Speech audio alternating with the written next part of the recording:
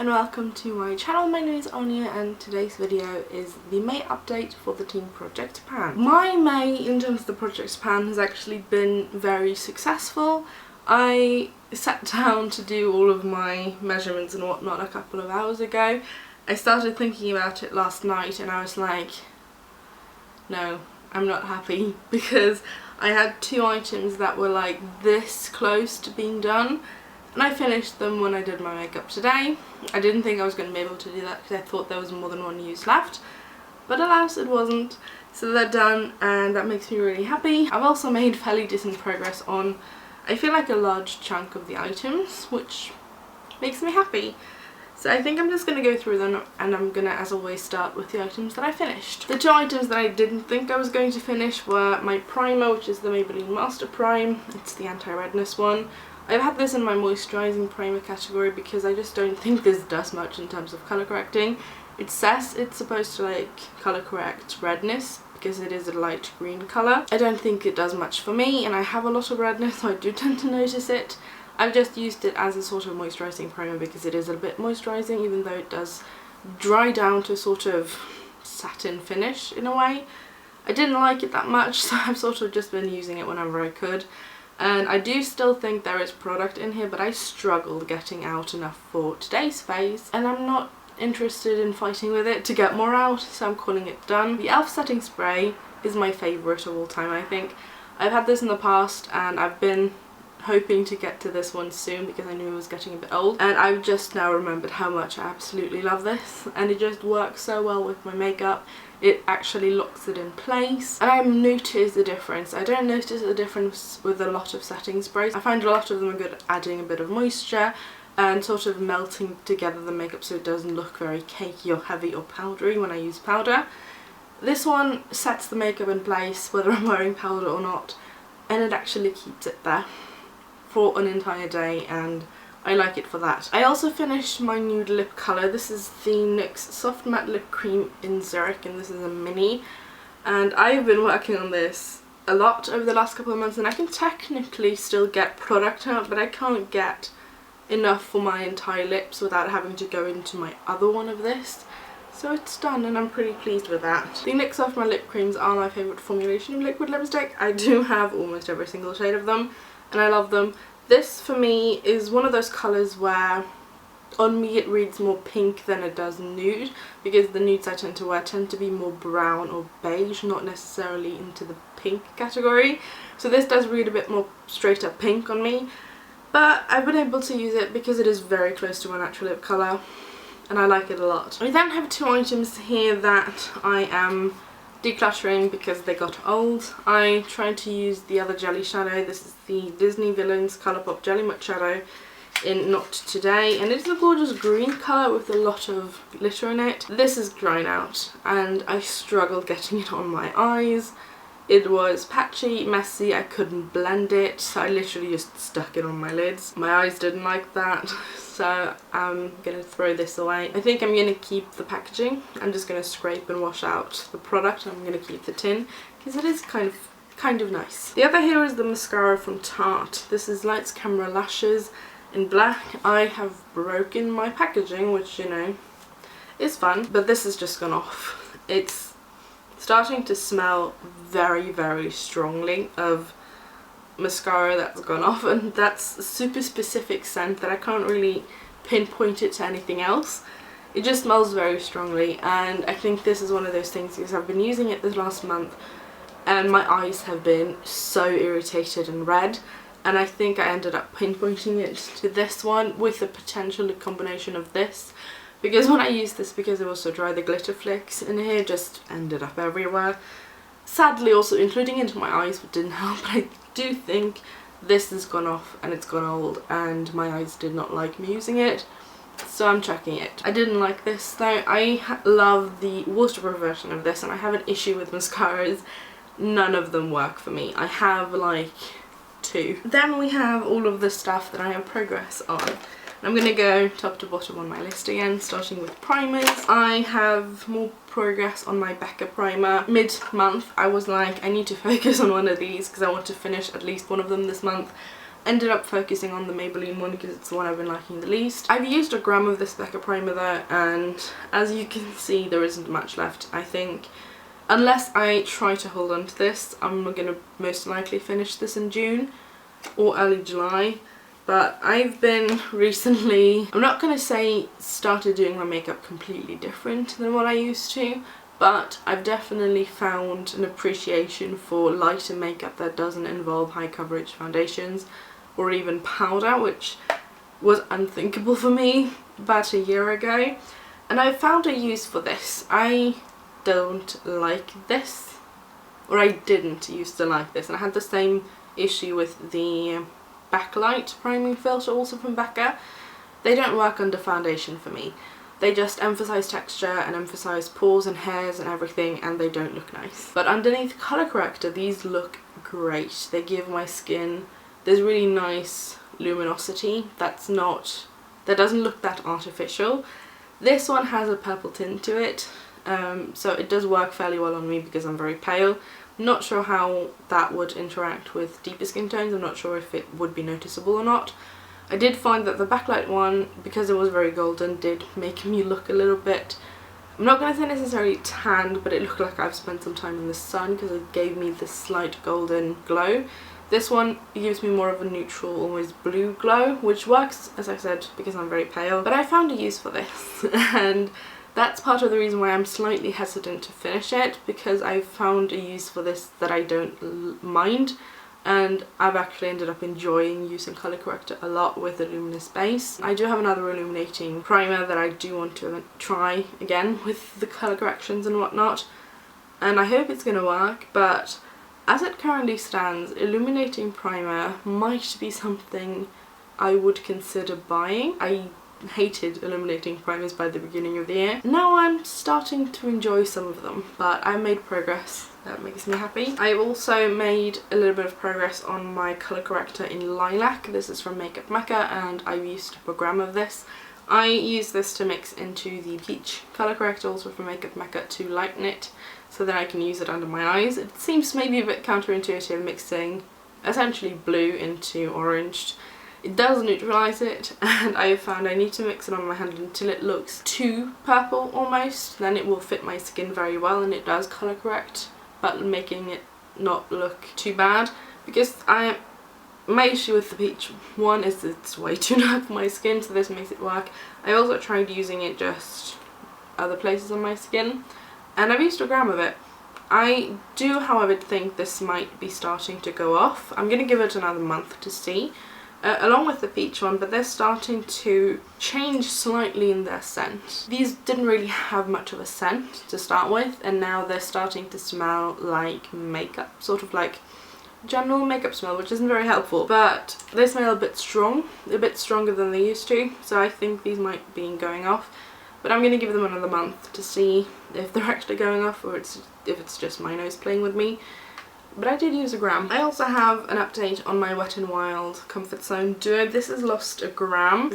Doesn't really have any noticeable progress in the pan still. It has some stipple marks on both sides because I don't use a lot of this when I use it. I don't need to. I think it's going to take me a couple of months to hit pan on any of the shades in here. I am going to think about it for a month because I'm considering popping this potentially back into my collection for a bit. But I need to have a think about it before I make my mind up if I'm going to swap it out or not. But I only used a gram, and I was surprised when I put this on the scales today because I haven't used it that much. I feel like I don't use a lot of this when I use it. There's a dog outside my door, I'm sorry if you can hear her. I don't use a lot of this when I use it, and I feel like I haven't used it that much, but I have reached for it a couple of times. Mainly for the contour side. The highlighter side, it just isn't a highlighter on me because it's the same tone as my skin tone, sometimes even darker depending on how pale I am and what base I'm using. So I don't know. I used up a gram. I've used 2 grams on my brow gel, which I was both a little bit shocked by that it was that much, but also not really because I used probably about 1/3 of the tube. I have a giant window. Right now it's up top here because I've just chucking everything to the bottom, but it's usually hovering somewhere in the middle. But I've been using this, and the more I've used it, the less I've liked it. I started this in this project a couple of months ago because I had tried it in the shop My Stash and it held my brows fairly well, and I had panned the other one, so I needed a new one. And the more I've used it, the less this manages to hold my brows in place, and I don't know if it's because I just misremembered that I thought it held better than it did, or if it's because it just doesn't do that anymore. I don't really like it anymore. I do think I'm going to continue with it just because it's workable, but I'm not going to repurchase it. I know why I've used up so much, and it's because every time I use it there is some colour in the tube. This was a clear gel, but brow gels that are clear never stay clear very long for me because I use coloured product in my brows.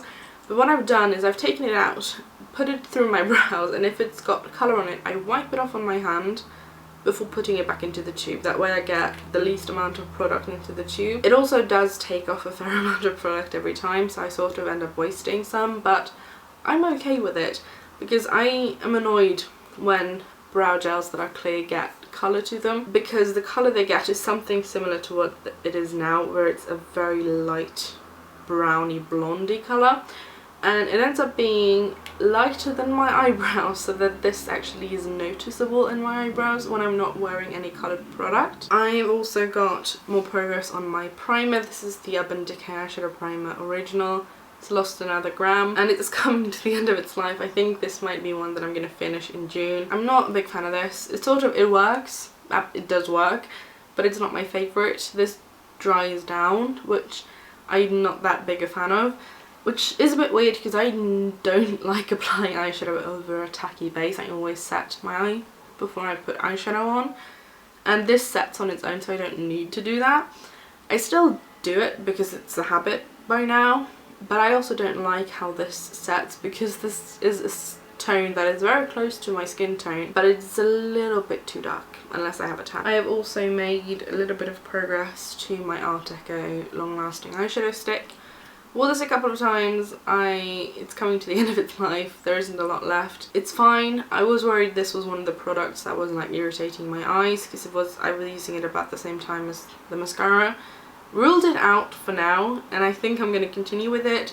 I'm not sure if it's going to make it through next month, which is a refresh month. I then have my eyeshadow palette, which is the Wet n Wild Comfort Zone palette, and I said last month that I would probably finish the rose gold shade in here before I hit pan on all of the shades. I'm still one shade down, but the day after filming I hit pan on the top shade. So now I have pan on 3 of 4 shades. I'm aiming to hit pan on all of these ones, and I'm going to get rid of it because it's old.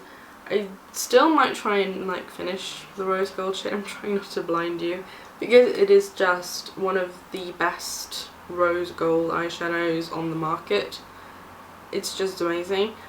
I do have a colour already in my singles collection that is like the same but shinier, which is nice. So I don't need it, but I kind of want to finish it. But I've hit pan on 3 of 4 now, so I'm getting closer than I thought. I can still, however, see the writing in the shade that I'm missing, which is this brown shade here. I can still see clearly the writing in like half of the pan. I'm not as close as I was with the top shade because I knew there wasn't a whole lot left there. I still think it's going to be a couple of months maybe with this shade, unless I like only wear this for the next month. I've made progress and I'm getting to the end of it, which is nice because this is old. Then I have the lip products to end with. I have some progress on my Gosh Velvet Touch Lip Liner in Chocolate Kiss. It's on my lips. I like it a lot. It's a use, so you know, I'm actually kind of surprised that I was able to get that much progress from one use, because I used it today. It was about this sharp. This is freshly sharpened. Used it until it was literally a nub. I struggle a little bit with this sometimes because it has a slight sheen to it, so that it does catch my lips sometimes a little bit strangely. And I've been buffing with it and playing with it to try and get it to look not patchy. I got there in the end, I think. And I ended up using a lot of it, so I ended up sharpening it again just for fun. And I ended up having visible progress, which is nice. I'm going to do these two together. I have the MAC lip liner in Cherry and the L'Oreal collection exclusive red in Blake's Pure Red, which is a blue toned red. And I've been looking at my chart over the last couple of weeks and I saw this at using it 30 times. This is the lip liner, and the lipstick at 20. That did make sense to me, so I changed the lip liner also down to using it 20 times instead of 30. I've used both of them 5 times, so a quarter of the way there. They don't have any progress shots though, and I think that's just because I don't feel like I'm using a lot, especially with the lipstick. It's a very pigmented colour. I'm now a quarter of the way there, so I think I'm not going to say I'm going to finish them in June because I might not. I was hoping to finish another one that I'm going to update in a second this month. Wasn't able to do it. So I think I'm going to at least aim for 5 more uses of these so that I'm halfway there, and maybe try for more. And the product that I was hoping to finish this month was the Sleek Matte Me Metallic in Volcanic, which is a liquid lipstick that is metallic. It says it's metallic. I find that it ends up being a little bit strange in a way where it is definitely metallic, and I can see that it has like pink and almost golds and sparkles and whatnot, but depending on what I put it over, it can end up looking straight up like a matte lipstick. So it's a bit strange. I don't really like it. It's swatched at the bottom there. It ends up being too sheer to use on its own. That's mainly how I've just been using it. I've literally just put it on just because and tried to using it there, and I have a window. You're probably not going to be able to see it. It is right across where my finger is, and I can like move the product around. I was just like, am I gonna use this up before I get to my 20 users? I don't think I am, but I'm at 7 users now and I'm pretty happy with this, and this has lost a full gram of product. And then I have my final product to update before we get into the stuff that I'm adding in, and I have a lot of progress on my Maybelline Baby Lips. This is in Cafe Mocha, which is a very light beige colour. I've used 1/2 centimetre of this, and I've used it in one go, in one day, because I was playing with my makeup like you do. And I thought, because I don't really like this as a lip balm, it ends up being a workable colour for me. It's very light, but I can make it work. But it ends up catching in dry spots and lines, and it doesn't look the nicest. But this works amazingly well as a blush. And I don't really know what came over me that day. I don't know what I was doing, in honesty, but I was putting on light makeup, if you will, glossy makeup, trying it for probably the first time, but not really taking it that seriously. And I just wanted some sort of blush, and I don't have a cream blush, and this ended up being, I was actually going to try this as a highlighter because it ends up being somewhat close to my skin tone, and I've just swatched it in a swatch. I'm not going to be able to show you there, but it has a slight pinky undertone. And when I put it all over my cheeks, it ended up looking like a very glowy blush. So I literally put this all over my cheeks, on my nose, on my chin. I probably looked ridiculous that day, but that's fine. I was home anyway, no one could see me other than my family. I mean, it worked, and I was surprised how not sticky this was on the face. I think I had my hair down, and I physically tried to like throw my hair onto my face to see if it would stick to this, because this doesn't dry down. This ends up being an emollient lip balm, and it's very thin, but sort of it's still a wet texture. My hair didn't stick to it, so I'm like, maybe that's the way forward with this. And it might be, because I haven't reached for it as a lip balm, and since my goal is literally to use only half of this, I'm now almost a quarter of the way there. I have to do some quick maths in my head, and I'm not good at that. I used a bit more than a quarter maybe of what I need to do. It was 3.5 centimetres when I started. I need to use half of that. I don't want to bother bringing up my calculator, but ish of what I need. So I am pretty pleased with that. I think I'm going to do that thing a couple more times because I don't want to use this as a lip balm. Okay, now that my hand is full of mess, I'm going to introduce 4 products to fill in some of the stuff that I finished. I'm not going to fill in all of the categories. For my moisturising primer, I'm bringing the Rimmel Fix and Perfect Makeup Primer in. I've been playing with this in the Shop My Stash for this month, and it works really well. But Rimmel is not cruelty free, so I want to try and finish it. And this weighs 32 grams. For my setting spray, I'm bringing in the Rimmel Insta Fix and Go 2-in-1 primer and setting spray. I'm going to use it mainly as a setting spray. And I really do enjoy this. This is another one of those that I like and that I notice makes a difference. But again, Rimmel isn't cruelty free, so this is 88 grams and it's a 100ml bottle. It has been used a couple of times, but I think it's probably about maybe that much left in it or something like that.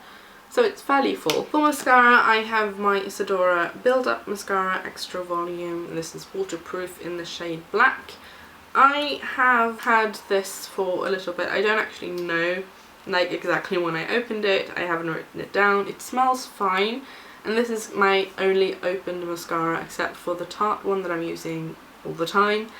And I thought I would bring it into this project. I have two Isadora waterproof mascaras that I wanted to test to see if they work as well as my Max Factor or Tarte one, which are my two go-tos, because these are easier to get a hold of in a way and also cheaper. And this one is the one I've tried of them so far, and it does hold a curl but it doesn't do anything else.